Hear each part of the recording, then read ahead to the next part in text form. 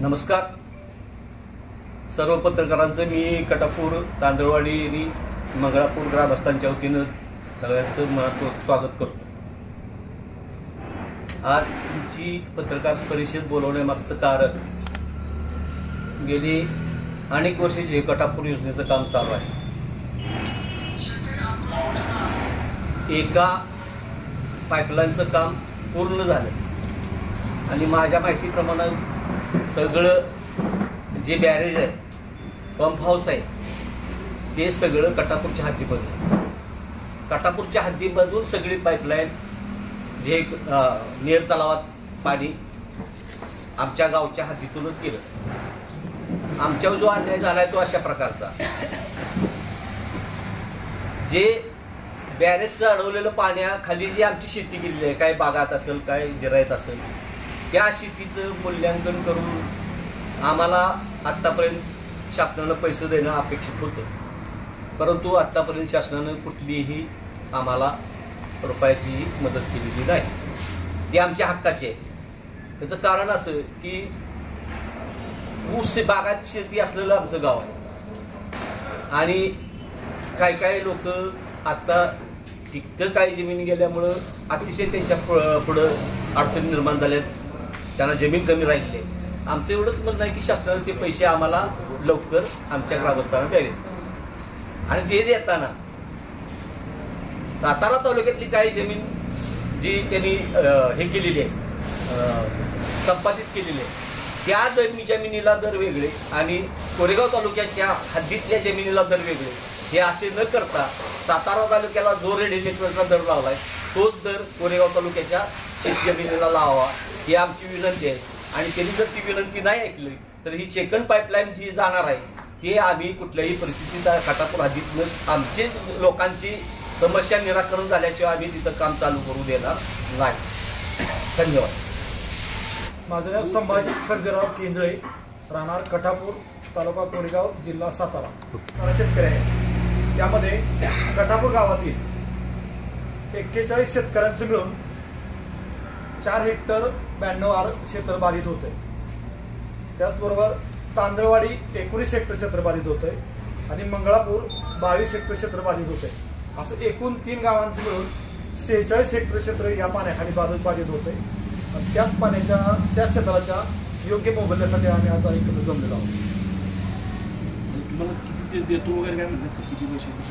त्यांनी सांगितलं की आता काहीतरी म्हणजे रेडिनेटरच्या 5 पट द्यायला तुमचं ऍक्विजिशन झाले म्हणजे अजून कंप्लीट मोजणी नाही झाली, मोजणी केली आता प्रस्तावित आहे मोजणी तर काही नाही। पलीकडं 27,000 रुपये 925 रुपये 27,925 गुंठ्याला रेट आहे शासकीय तिकडं सातारा तालुक्याचा 5 पट द्या, 5 पट म्हणजे कमीत कमी एक 40च्या आसपास गुंठ्याचा रेट जातो। इकडं 1 लाखाचा, इथला 20,000 रुपये 20,715 रुपये कोणी सांगितलं? हे शासकीय रेट आहे, त्यांनी सांगितलं ना। बरं, ह्याच्यावर आमची मीटिंग झाली म्हणजे इकडे 20,000 तिकडं कमी। हो सांगतो बापू, आम्ही रुपीचे वर्षी हे असताना जिल्हाधिकारी त्यांच्यासमोर आपले आमदार मानखटावचे आमदार त्यांची मीटिंग झाली, तिथं त्यांनी तोंडी कबूल केलं होतं की आम्ही हा समान रेडिनेटर प्रमाणे तुम्हाला पैसे देऊ, परंतु त्याच्यावर आजपर्यंत काही झालं पाणी खटावला पोचलं नाही। आता दुसरं पाणी मांदळीतही जाईल, पण आम्ही ज्या लोकांनी सहकार्य केले त्या लोकांच्या अन्याय का? आता तिथं समजा बापू पाईपलाईन खोदली, 3-4 वर्ष ती पाईपा मोजवल्याच नाही, एका वर्षाचा फक्त मोबदला आमच्या शेतकऱ्यांनी दिला। आमचं म्हणणं आहे तुम्ही पाईपलाईन जशी बंदिस्त करा, लगेच बंदिस्त करत नाहीत ना, ती सगळं काम झालं बंदिस्त। जी आता मधनच एखादं रान असा उभा आहे मधनच ती लाईन गेली असती, खालच्या जे नदीकडून जेते तेवढंच रान दिसतंय, खालचं रान तसंच मोकळं राहते। ही नुकसानीचं पूर्वीच आणि हे नवीन तुमचं ऍक्विजिशन होणार हो, आहे, जे पैसे वेगळे ते पैसे वेगळे। ह्याचे किती होतील? ते पहिले एका वर्षीच दिले, 3 वर्ष ती जमीन आमच्याकडून नाही केलाय। याबाबत विद्यमान आमदार काय बोलले? त्यांचा पॉझिटिव्ह अप्रोच आहे, परंतु आमचं म्हणणं आहे, शेतकऱ्यांचं काय म्हणणं आहे, किती आक्रमकता लोकांच्या आता तयार झालेली आहे ही आमदारांच्याही लक्षात येऊन ते आणखीन जोमानं प्रयत्न करून सगळ्यांना पैसे मिळवून देतील. आमचा त्या योजनेला विरोध आहे का तर अजिबात नाही.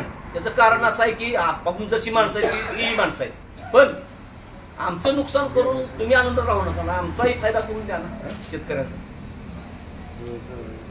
जरी आता दुसरी लाईन जी चालू करणार आहे त्याला सुद्धा कोणाचा विरोध नाही, पण यांनी एक आम्हाला टाइम पिरियड 1 वर्षाची मुदत दिला की त्या वर्षात तेवढं काम करावं, मग पुढच्या लोकांना त्यांचे पैसे द्यावेत आणि त्यांचं काम करावं.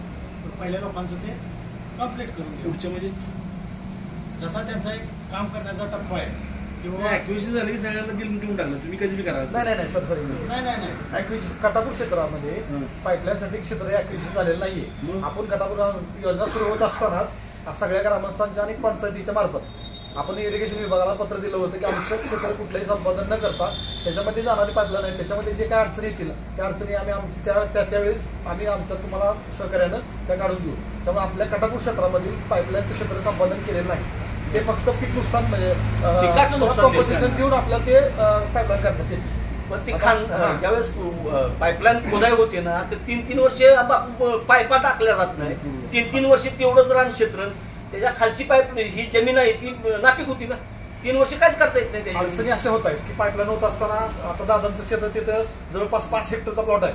मग प्लॉट 5 हेक्टरचा प्लॉट मधून पाईपलाईन गेलेली आहे. तर त्याच्यामध्ये काय होतंय, क्षेत्र नुकसान भरपाई देत असताना ते 3 गुंठे किंवा 4 गुंठ्याची दिली जाते. एकच मिनिट, 3 किंवा 4 गुंठ्याची दिली जाते, परंतु क्षेत्र पडून राहताना 2-2 एकर क्षेत्र पडून राहतंय. कारण पाण्याची म्हणजे भौगोलिक परिस्थिती अशी आहे की इकडून उतार त्या बाजूला, तर या बाजूला मधून जर पाईपलाईन गेली तर तिकडच्या बाजूला पाणी पाजणं अवघड होऊन जातं. मग ती जमीन तशीच पडून राहते. पण क्षेत्राची नुकसान भरपाई देत असताना फक्त 3 किंवा 4 गुंठे जे काही खोदकाम केलं असेल तेवढ्याची दिली जाते, परंतु 1 वर्ष ते क्षेत्र पूर्ण पडून राहतं. त्याचा विचार गांभीर्यानं होणं गरजेचं आहे याच्यामध्ये.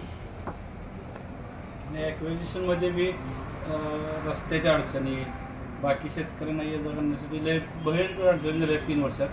त्या लवकर सॉल्ट आउट होऊन आम्हाला योग्य. बापू आता बरं का बॅरेजसाठी रस्ता तयार केलाय बापू. आता तुम्ही जायचं कॅनलवरून, गाड्या पालत्या होत्या आमच्या, वाहतुकीचं सगळे कॅनलवर वाहतूक आहे. म्हणजे असली कामं झाली पुढचं, ह्याला कोणतरी आळा घातला पाहिजे का नाही. निकृष्ट काम आहे असं म्हणायचं का? काम आहे. वेळोवेळी योग्य वेळी आपण का नाही विरोध केला?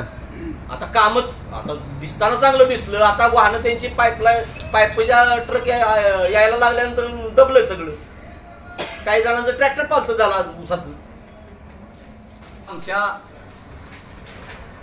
ज्या तुमच्या बाबी मी लक्षात आणून दिल्या त्या जर शासनानं त्याची दखल घेतली नाही तर कटापूरचे ग्रामस्थ गाम बंद पाडतील,